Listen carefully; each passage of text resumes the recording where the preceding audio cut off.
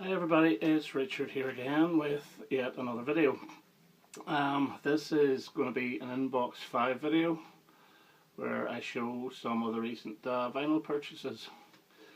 Now there's some new and some second hand. In fact, I've gone a wee bit mad lately, so I'm going to have to cut this down. So I'm not going to show everything because this would go on forever.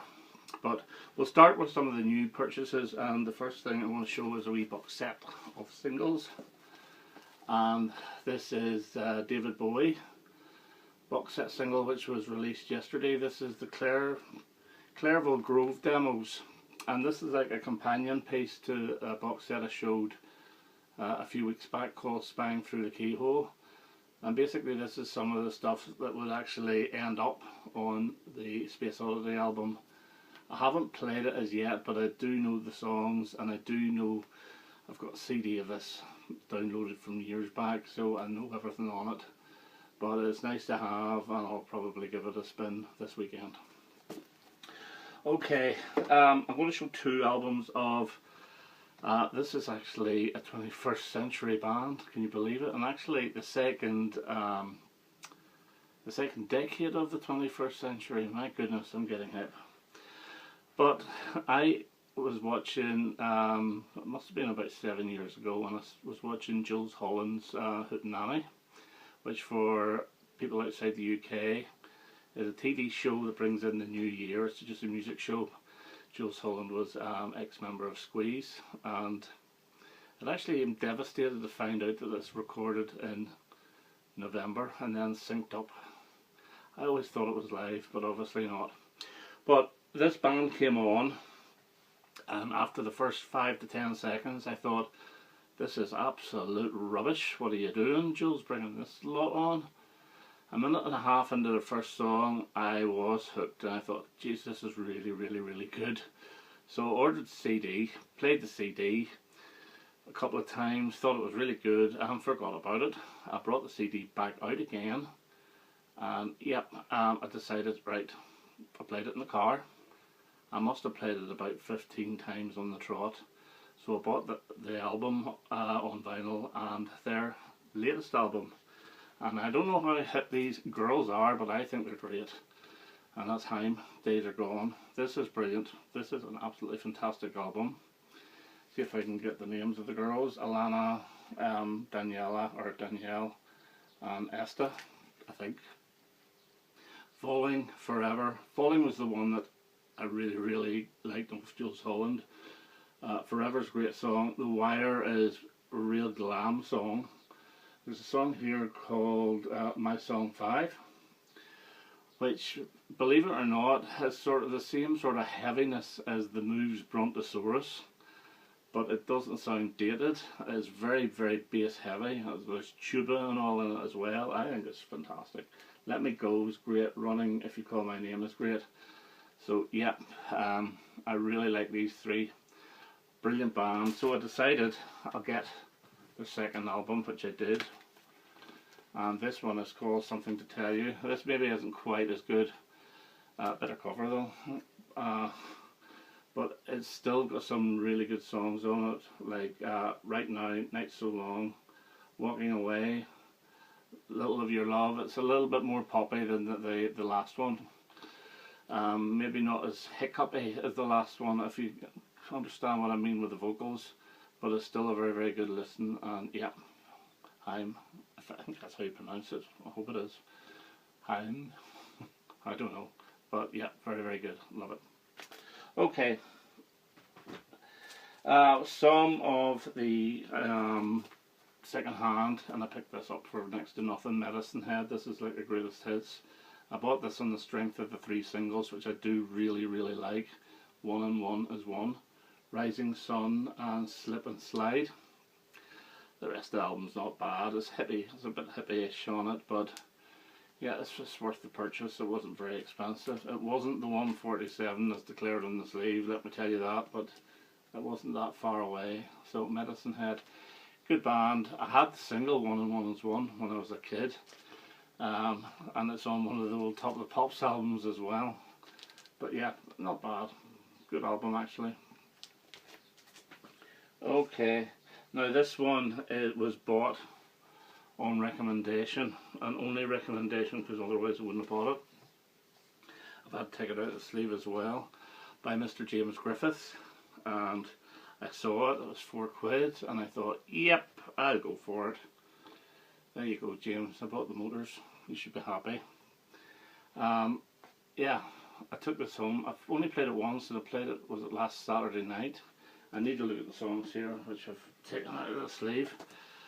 And the song Airport, I didn't know the song, but the music behind it really annoys me because it reminds me of something and I can't think of what. Is it the theme tune to something? Then I thought, is it the theme tune to the Hulk with Bill Bixby? It's the theme tune to something.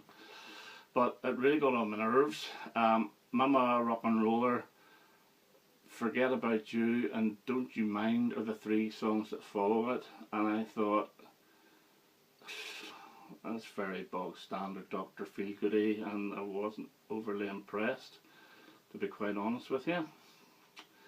The last song, You Beat the Hell Out of Me, I thought was great. So it was the saviour of this album, because otherwise I don't think I would have flipped over to side 2. But I'm glad I did, because side 2 knocks the life out of side 1. Side 2 is absolutely brilliant on this album. There's not a bad song on it. Breathless, Soul Redeemer, Dreaming Your Life Away, Sensation and Today are all excellent songs, and they're all clumped together on side 2.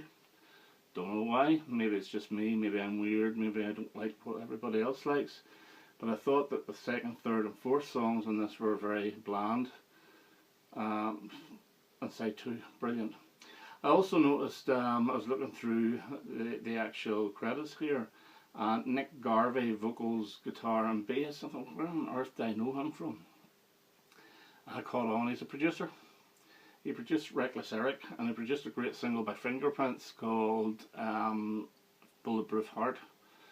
So yeah, the Motors, glad about it, and I will definitely be spinning it again. And I know, now that I love the side 2, I know I'll go back to side 1 and it'll probably grow on me. But I did think it was a bit Dr. Feelgoody, you know, sort of standard pub rock without being overly exciting. But as I say, side 2, great. Okay, now these next 2 albums was sort of go together. I saw this cheap last week. I thought I'd have a go. I didn't expect much, and this is Soft Cells, The Art of Falling Apart from '83. I did like the single Numbers. I don't think many did, but I loved it. But I wasn't expecting very much of this, and I was very pleasantly surprised. I really did enjoy this album. Also, it comes with the Hendrix medley as well, which I thought, oh God, Soft Cell doing Hendrix, do not mix. But it actually really does work. The other highlights of this, Loving You, Hating Me, is absolutely brilliant, as is Forever the Same. Another single from this was Where the Heart Is. Now I believe when this came out, Numbers was a double A side with a song called Barriers, but unfortunately that's not on this. It's a pity, because I would have liked to have heard it, because I don't think I've actually heard the Barriers song. But anyway, Soft Cell, enjoyed it. A nice pleasant surprise, and it was cheap. Next up, same type of music, but from 1982. I saw John Bellamy showing this a couple of weeks ago. Thought, oh, this wasn't a record fair, I wish I'd have picked it up, and the record fair came back yesterday, so I picked it up. Glory be to Claire. Yeah, this is good. I have their first album as well, which I didn't think was as good. I just liked the singles, but I like almost everything off this. I played this morning. The Damn Don't Cry is my favourite Visage song. Night Train is up there as well. Anvil Nightclub School is a great number, but one of the best songs is a very, very laid back, almost instrumentally song called Whispers at the End, which I thought is really, really nice. So yeah, The Anvil by Visage from 1982. Okay, it came in the post. I was waiting to see whether this was any good.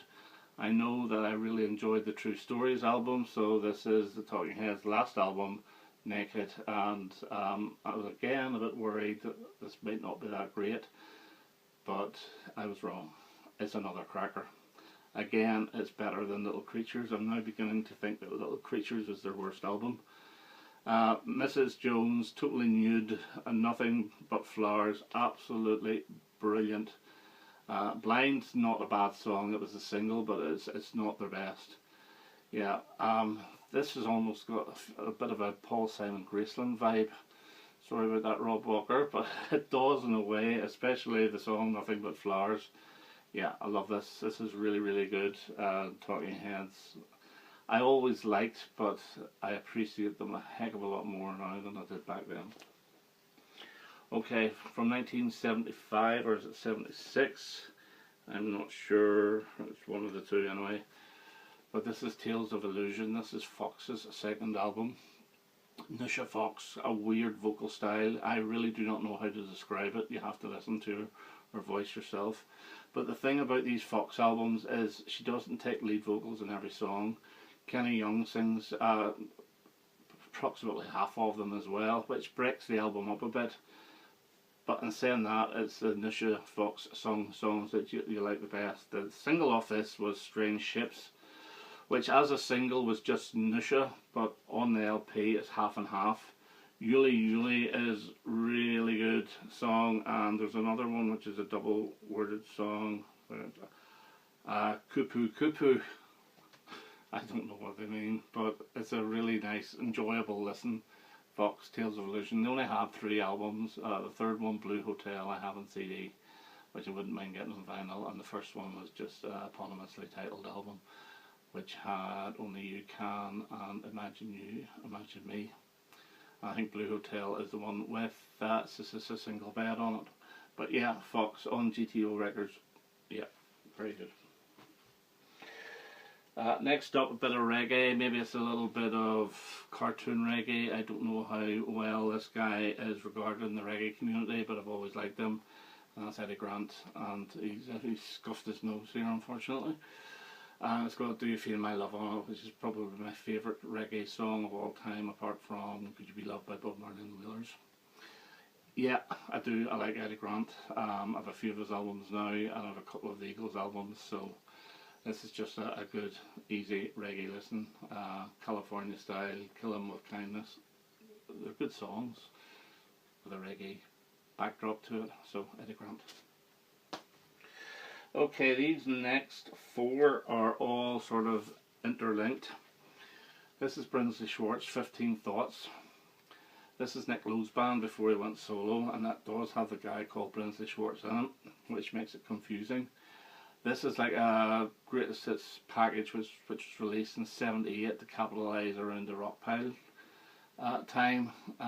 This is brilliant. This has got the original version of What's So Funny About Peace, Love and Understanding, which Elvis Costello obviously covered. This is the best version.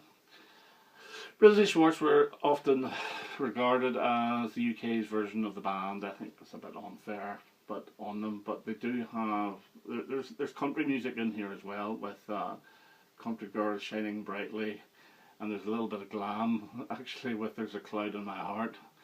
I like them, and I like the Brinsley Schwarz band. 2 of the band members, Brinsley Schwarz and Bob Andrews, went on to be part of The Rumour with Graham Parker. Ian Gom, the second songwriter, went solo, and obviously Nick Lowe, who is a big hero of mine, he went on to Rockpile and solo stardom. Voila. He should have had solo stardom, but he's a well-respected songwriter, singer, and obviously producer. So tying in with that, we have the Rockpile guitarist Billy Bremner, his 1984 album called Bash, and this is good. Now, Billy Bremner did write a couple of Rockpile songs for Dave Edmunds. They went under the Dave Edmunds solo albums, but they were actually Rockpile, if you see what I mean. Well, everyone knows the story about that. He did write Trouble Boys from the tracks on Wax and Creature from the Black Lagoon on Repeat When Necessary. So he is a half-decent songwriter. Loud Music in Cars was a single off this. It's okay, but it's nowhere near the best song. He does do a version of Squeeze's When Love Goes to Sleep, which Squeeze didn't release at the time. It's from, I believe, the Sweets from a Stranger sessions, and it's featured on the more recent CD version, the Squeeze version, and it's a good song. Generally, this is a good pop album. I think it's more akin to Nick Lowe pop rather than Dave Edmunds pop, but it's still excellent. Yeah, very pleased to get that. He didn't do very many solo stuff. He's more like a hired guitarist, because I know he played back in the Chain Gang by the Pretenders and so forth. So that's Billy Bremner's Bash. This one here is Mickey Jupe's Jupanese. This is on Stiff. I bought this thinking that Switchboard Susan was on it, but it wasn't. It's on another album. But the surprise I got is that side one of this is really Mickey Jupe and Rockpile. It's the Rockpile band that play behind him. The second side of it, he has people like, who is it? Gary Brooker and the Wombles guy, Chris Spedding playing. Second side is probably actually better, but first side has the song You Never Get Me Up in One of Those, which Nick Lowe recorded himself, as did Dave Edmunds. Yeah, I like this. It's a good album. I can't show you the back cover because it's actually quite politically incorrect now. So it is, but anyway. Yeah, Mickey Jupe, he looks a little bit like Dave Edmunds, and to be honest with you, he sounds a little bit like Dave Edmunds, so yeah, if you like Rockpile, you'll like this. Okay, and then I got this. This is the fourth one. This is Carlene Carter's C'est Si Bon, or as you say in Northern Ireland, C'est Si Bon.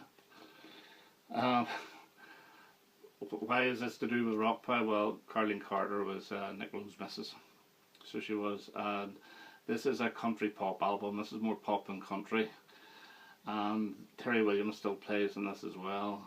Two of the songs, Love Like Love, Nick Lowe recorded himself for the Cowboy Suit album, and Cool Reaction was recorded for his Abominable Showman album. This was released in 1983. I played this again this morning. Really good. Enjoyed it. I have three of her albums. That's probably the only three I want to get because they are the three pop albums.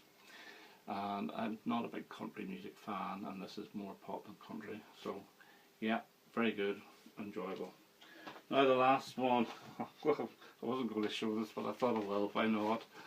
This one was shouted out, buy me, buy me, buy me, when I was at the record fair yesterday, and I thought, okay, it's cheap, it's part of the 5 for 20, and I thought I'll go for it because I do actually like the theme song, and this is the Love Story soundtrack with Ali McGraw and Ryan O'Neill. The theme from Love Story takes up 4 songs. There's only 9, 10, 11 songs on this, and 4 of them are the love theme. And there's a bit of Mozart on it. Again, I played this morning and I thoroughly enjoyed it. Yeah, I know, it's something different. So, there you go. And it was on ABC Records, which I believe was MCA before it became MCA, but somebody can correct me on that if I'm wrong. Okay, so that's some of the vinyl purchases that I bought recently. I have bought more, and I'm going to have to try and slow down a little bit because it's costing an absolute fortune. But I hope you enjoyed that, and I hope to see you soon. I'll probably do another ranking video next of something or other. So anyway.